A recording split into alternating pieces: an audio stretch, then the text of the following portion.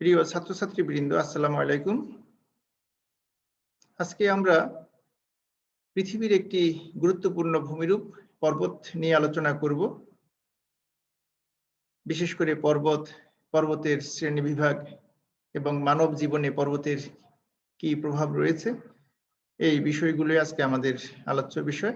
তারপরে আমরা দেখে নিই আজকের আলোচ্য সূচিতে কি কি রয়েছে। আজকে আমরা আলোচনা করব পর্বতের সংজ্ঞা, ডেফিনেশন অফ মাউন্টেন, ভঙ্গিল পর্বত বা ভাস পর্বত, ফোল্ড মাউন্টেন, স্তূপ বা চ্যুতি পর্বত, ব্লক অর ফল্ট মাউন্টেন, ল্যাকুলিত বা গম্বুজ পর্বত বা ল্যাকুলিত মাউন্টেন, সঞ্চয়জাত বা আগ্নেয় পর্বত, মাউন্টেন অফ অ্যাকুমুলেশন, ক্ষয়জাত পর্বত, রেসিডুয়াল মাউন্টেন, এটাকে ইরোজনাল মাউন্টেনও বলা হয়। এছাড়া মানব জীবনে পর্বতের প্রভাব নিয়ে আলোচনা করব।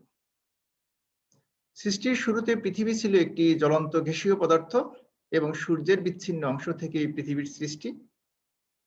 এই উত্তপ্ত এবং গলিত অবস্থা থেকে ধীরে ধীরে তাপ বিকিরণ করে পৃথিবী শীতল, কঠিন এবং সংকুচিত হয়েছে এবং বর্তমান রূপ লাভ করেছে।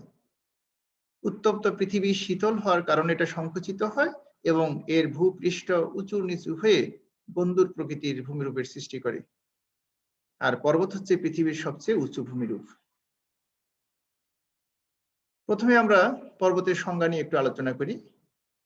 সমুদ্র পৃষ্ঠের উচ্চতার সাথে তুলনা করেই যে কোনো ভূমির উচ্চতা নির্ধারণ করা হয়, কারণ সাধারণ অবস্থায় সমুদ্রের পানি সমতল অবস্থায় থাকে। পর্বত সমুদ্রের পৃষ্ঠের সাথে তুলনা করেই নির্ধারণ করা হয়। তাহলে পর্বতের সংজ্ঞা দিতে যে আমরা বলবো, সমুদ্রের পৃষ্ঠে বা সমভূমি থেকে সবচেয়ে উঁচু, সুবিস্তৃত এবং খাড়া ঢাল বিশিষ্ট শিলাস্তূপকেই পর্বত বলে। সমভূমি থেকে সবচেয়ে উঁচু, সুবিস্তৃত এবং খাড়া ঢাল বিশিষ্ট যে শিলাস্তূপ তাকে পর্বত বলা হয়। পর্বতের কোনো নির্দিষ্ট উচ্চতা না থাকলেও সাধারণত 600 মিটার বা 1000 ফুটের বেশি উচ্চতা বিশিষ্ট হলে তাকে পর্বত হিসাবে আখ্যায়িত করা হয়। এর চেয়ে কম হলে তাকে পাহাড় বা হিল বলা হয়। পর্বতের শ্রেণীবিভাগ, উৎপত্তির কারণ ও গঠন অনুসারে পর্বতকে 5টি শ্রেণীতে ভাগ করা যায়: ভঙ্গিল পর্বত, স্তূপ পর্বত, ল্যাকুলিত পর্বত, সঞ্চয়জাত এবং ক্ষয়জাত পর্বত। আমরা এগুলো একটু বিস্তারিত আলোচনা করি। ভঙ্গিল বা ভাস পর্বত হচ্ছে ভূপৃষ্ঠের বিস্তৃত অঞ্চল জুড়ে শিলায় ঢেউয়ের মতো ভাঁজ করে যে পর্বতের সৃষ্টি হয় তাকে ভঙ্গিল বা ভাস পর্বত বলা হয়। পৃথিবীর বিখ্যাত যে পর্বতগুলো রয়েছে, হিমালয়, আন্দিজ, রকি, আল্পস, সবই ভঙ্গিল পর্বত। ভঙ্গিল পর্বত সৃষ্টির অনেকগুলো কারণ রয়েছে। পাদ ভূগঠন তত্ত্ব রয়েছে, মহীখাত তত্ত্ব, চলমান মহাদেশ তত্ত্ব, সংকোচন তত্ত্ব। উপরের তিনটি একই রকম বৈশিষ্ট্য সম্পন্ন তত্ত্ব, শুধু সংকোচন তত্ত্বটি একটু ভিন্ন এবং এর গুরুত্ব অনেক কম। ভঙ্গিল পর্বত গঠনের জন্য পাত সঞ্চালন তত্ত্বটি সবচেয়ে বেশি বিজ্ঞানসম্মত। আমরা প্রথমে এই তত্ত্বটি নিয়ে একটু আলোচনা করি। এই তত্ত্ব অনুসারে বর্তমানে যেখানে ভঙ্গিল পর্বত, একসময় এখানে গভীর সমুদ্র ছিল। ধীরে ধীরে পলি সঞ্চিত হয়ে সমুদ্রের তলদেশ প্রায় ভরাট হয়ে যায় পাললিক শিলা দ্বারা। পরবর্তীতে মহাদেশীয় পাতগুলো যখন গতিপ্রাপ্ত হয় পরস্পরের দিকে, তখন প্রবল পার্শ্বচাপের সৃষ্টি হয়। ফলে সমুদ্রের পলি কুঁকড়িয়ে ঢেউয়ের আকারে উঁচু নিচু হয়ে এই ভাস পর্বত গঠন করে। আমরা একটি উদাহরণস্বরূপ যদি বলতে চাই, বর্তমানে যেখানে হিমালয় পর্বত, এখানে একসময় টেথিস সাগর ছিল। টেথিস সাগরের তলদেশে প্রচুর পলি সঞ্চিত হয়।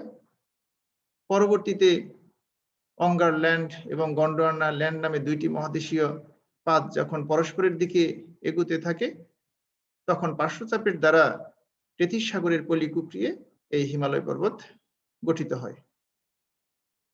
ভঙ্গিল পর্বতের কিছু বৈশিষ্ট্য রয়েছে। ভঙ্গিল পর্বত শৃঙ্গ বিশিষ্ট হয় এবং এতে ভাঁজ দেখা যায়। পাললিক শিলা দ্বারা গঠিত। এখানে জীবাশ্মের অস্তিত্ব লক্ষ্য করা যায়। জীবাশ্ময় হচ্ছে কোনো প্রাণীর কঙ্কাল বা হাড় দীর্ঘদিন ভূ অভ্যন্তরে পতিত থাকার ফলে কঠিন পাথরে পরিণত হয়। এটাকে জীবাশ্ম বা ফসিল বলা হয়। আমরা এই ফসিলের মাধ্যমেই ডাইনোসরের অস্তিত্ব এখন খুঁজে পাই। এই পর্বতের মাঝে মাঝে আগ্নেয় এবং রূপান্তরিত শিলা দেখা যায় এবং পৃথিবীর দীর্ঘতম এবং উচ্চতম পর্বত হচ্ছে ভঙ্গিল পর্বত। আমরা পাশের চিত্রটি দেখলে বুঝতে পারবো কিভাবে ভঙ্গিল পর্বত কঠিন শক্ত পাথর হয়ে আছে, কিন্তু পাললিক শিলার যে স্তর, পার্শ্বচাপের যে ভাঁজ, সেটা এখনো বর্তমান রয়েছে। এরপর রয়েছে চ্যুতি বা স্তূপ পর্বত।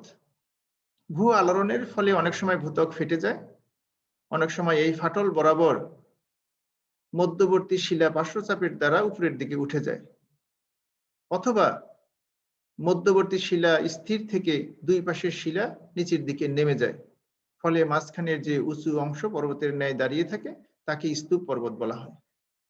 যেমন জার্মানির ব্ল্যাক ফরেস্ট, ফ্রান্সের ভোজ পর্বত, পাকিস্তানের লবণ পর্বত, ভারতের নীলগিরি, এগুলো সবই স্তূপ পর্বতের উদাহরণ। আমরা এই চিত্রের মাধ্যমে দেখতে পাচ্ছি যে মাঝখানের অংশটা উঁচু হয়ে গেছে, উপরের দিকে উঠে যাচ্ছে এবং দুই পাশ নিচের দিকে নেমে যাচ্ছে। এই ফাটলের দুই পাশ বরাবর এইভাবে স্তূপ পর্বতের সৃষ্টি হয়। স্তূপ পর্বতেরও কিছু বৈশিষ্ট্য রয়েছে, যেমন এর ঢাল খুব খাড়া হয়, এটা হঠাৎ ভূমি থেকে মাথা তুলে দাঁড়ায়, এর চূড়া চ্যাপ্টাকৃতির হয়, এর কোনো শৃঙ্গ থাকে না, এবং এটি একটি মাঝারি আকৃতির পাহাড় বা পর্বত। এরপর রয়েছে ল্যাকুলিথ বা গম্বুজ পর্বত। আমরা জানি যে ভূ অভ্যন্তর আগ্নেয় পদার্থ বা লাভা দ্বারা পরিপূর্ণ, এটাকে ম্যাগমা বলা হয়।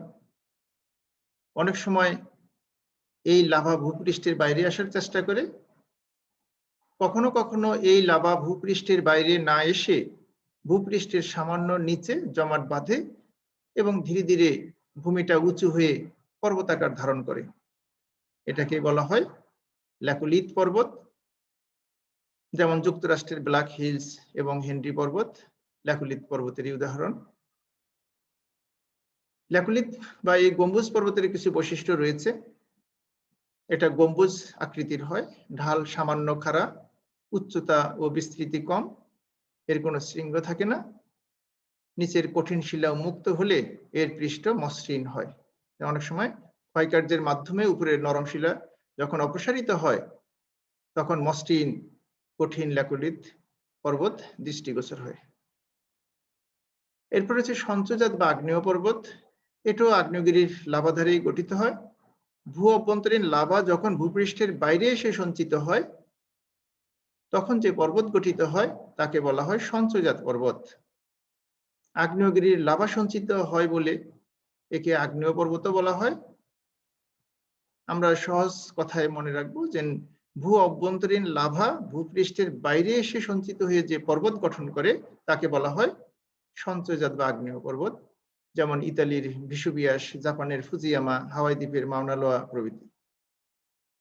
সঞ্চয়জাত পর্বতেরও কিছু বৈশিষ্ট্য রয়েছে, যেমন এর লাভা দ্বারা গঠিত, আগ্নেয় পদার্থ খনিজ সম্পদে সমৃদ্ধ থাকে, প্রায় শৃঙ্গ বিশিষ্ট হয় এবং চূড়ায় জ্বালামুখের চিহ্ন থাকে। আগ্নেয়গিরি লাভা নির্গমন বন্ধ হলেও এর চূড়ায় একটি গর্তর সৃষ্টি হয়, যেটাকে আগ্নেয়গিরির জ্বালামুখ বলা হয়। আগ্নেয়গিরির জ্বালামুখে বৃষ্টির পানি সঞ্চিত হয়ে অনেক সময় আগ্নেয় হ্রদের সৃষ্টি হয়।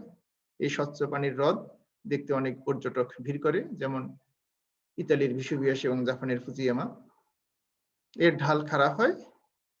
আর একটি বিশেষ বৈশিষ্ট্য যে জল এবং স্থল মিলিয়ে পৃথিবীর উচ্চতম পর্বত হচ্ছে এই আগ্নেয় পর্বত। আমরা জানি হিমালয়ের এভারেস্ট শৃঙ্গ সবচেয়ে উঁচু শৃঙ্গ, কিন্তু এটা স্থলভাগে। জলভাগ এবং স্থলভাগ মিলিয়ে যখন আমরা হিসাব করি তখন দেখা যায় আগ্নেয় পর্বত পৃথিবীর সবচেয়ে উচ্চতম পর্বত এবং সেটা রয়েছে প্রশান্ত মহাসাগরের হাওয়াই দ্বীপে। এটার নাম মাউনা লোয়া, ৯১৪০ মিটার উচ্চতা বিশিষ্ট এবং হিমালয় পর্বত চেয়ে অনেক উঁচু। এরপর রয়েছে সঞ্চয়জাত পর্বত, ক্ষয়জাত পর্বত। ক্ষয়জাত পর্বত হচ্ছে বিভিন্ন যে পর্বত এতক্ষণ আমরা আলোচনা করলাম, আগ্নেয়,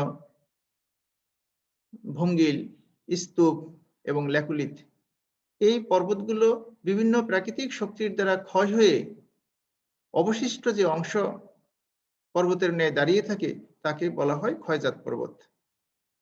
অর্থাৎ কোনো উঁচু ভূমি বা পর্বত ক্ষয়ের মাধ্যমে যে পর্বত গঠিত হয় তাকে বলা হয় ক্ষয়জাত পর্বত, যেমন আফ্রিকার কং, স্পেনের সিয়েরা নেভেদা, ভারতের পশ্চিম ঘাট প্রভৃতি।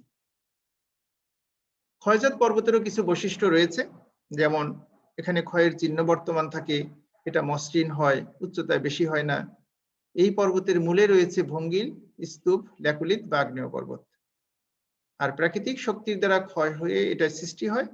আমরা পাশের চিত্রের মাধ্যমে দেখতে পাচ্ছি যে কিভাবে বাতাস, হিমবাহ, বৃষ্টিপাত, বিভিন্ন প্রাকৃতিক সূর্যের তাপ এর দ্বারা ক্ষয় হয়ে এমন একটি ভূপ্রকৃতির সৃষ্টি হয়েছে বা ক্ষয়জাত পর্বতের সৃষ্টি হয়েছে, যে এটা মনে হয় যেন কোনো ভাস্কর এটাকে তৈরি করেছেন। এরপরে আমরা শেষ পয়েন্টে আলোচনায় চলে আসছি, যেমন মানব জীবনে পর্বতের প্রভাব। পৃথিবীতে সৃষ্টিকর্তা কোনো কিছুই অনর্থক সৃষ্টি করেননি, প্রত্যেকটাই কোনো না কোনো কাজে সৃষ্টি করা হয়েছে। মানব জীবনে পর্বতের যথেষ্ট প্রভাব রয়েছে, পর্বতের যথেষ্ট গুরুত্ব রয়েছে। বিশেষ করে নদ নদীর উৎস হিসেবে পর্বতের গুরুত্ব অনেক বেশি। নদ নদী সাধারণত পর্বত থেকে সৃষ্টি হয়। বাংলাদেশে যে 230টি নদী রয়েছে অধিকাংশই হিমালয় পর্বত থেকে সৃষ্টি হয়ে ভারত এবং নেপালের মধ্যে দিয়ে বাংলাদেশের উপর দিয়ে বঙ্গোপসাগরে পড়েছে। নদ নদী আমাদের বিভিন্ন কাজে লাগে, উর্বরতা বৃদ্ধি, জমির সেচ কাজ, যাতায়াত ব্যবস্থা, মৎস্য সম্পদ সংগ্রহ প্রভৃতি কাজে লাগে। জলবায়ুর উপর পর্বতের যথেষ্ট প্রভাব রয়েছে। মেঘমালা পর্বতে বাধা পেয়ে বৃষ্টিপাত ঘটায়, ফলে বৃষ্টিপাতের জন্য বিশেষ করে জলবায়ুর উপর পর্বতের যথেষ্ট প্রভাব রয়েছে। বনজ সম্পদের উপরেও পর্বতের প্রভাব রয়েছে। প্রত্যেকটি পর্বতেই প্রচুর বৃষ্টিপাত হয় এবং সেখানে চিরসবুজ বৃক্ষের ঘন অরণ্যের সৃষ্টি হয়। চিরসবুজ এই ঘন অরণ্যের জন্য সেখানে বিভিন্ন রকম বন্য প্রাণীর উদ্ভব হয়, ফলে প্রত্যেকটি মানুষের অর্থনৈতিক বা বনজ সম্পদ হিসাবে আমরা ব্যবহার করে থাকি। এছাড়া কৃষিকাজেও পর্বতের গুরুত্ব রয়েছে। জুম পদ্ধতিতে আদিবাসীরা পর্বতে চাষাবাদ করে। এছাড়া চা বাগান, আনারস, কলা, কমলা লেবু, বিভিন্ন রকম ফসল এখন পাহাড়ের ঢালে উৎপাদিত হয়। এরপরে রয়েছে পর্যটন শিল্প। পাহাড় প্রাকৃতিক সৌন্দর্য বৃদ্ধি করে, নৈসর্গিক পরিবেশের সৃষ্টি করে, ফলে পর্যটন শিল্পের জন্য পাহাড়ের যথেষ্ট গুরুত্ব রয়েছে। আমাদের দেশে সাজেক, রাঙ্গামাটি, বান্দরবান এগুলো পর্যটনের জন্য খুবই আকর্ষণীয় স্থান, যেটা পাহাড়ের কারণে হয়েছে। পাহাড়ের অধিবাসীরা পরিশ্রমী হয়, কর্মঠ হয়। সমতল ভূমির চেয়ে তাদের জীবনধারা ভিন্ন, তারা কষ্ট সহিষ্ণু, ফলে শারীরিক গঠনেও পর্বতের প্রভাব রয়েছে। আমরা দেখলাম যে মানব জীবনে পর্বতের প্রভাব অপরিসীম। পরিশেষে আমরা বলতে পারি যে পর্বত যেভাবেই সৃষ্টি হোক না কেন, মানব জীবনে বা পরিবেশের ভারসাম্য রক্ষায় যথেষ্ট প্রভাব রয়েছে। জল এবং স্থলভাগের যে ভারসাম্য, এটাকে আইসোস্টেসি বলা হয়, এই ভারসাম্য রক্ষার জন্য পর্বতের গুরুত্ব রয়েছে। জলবায়ুর উপর, মানুষের অর্থনৈতিক কাজের উপর, জীবনধারার উপর পর্বতের প্রভাব অপরিসীম। আজকে আমরা এখানেই শেষ করছি। সবাই ভালো থাকবে। ধন্যবাদ সবাইকে।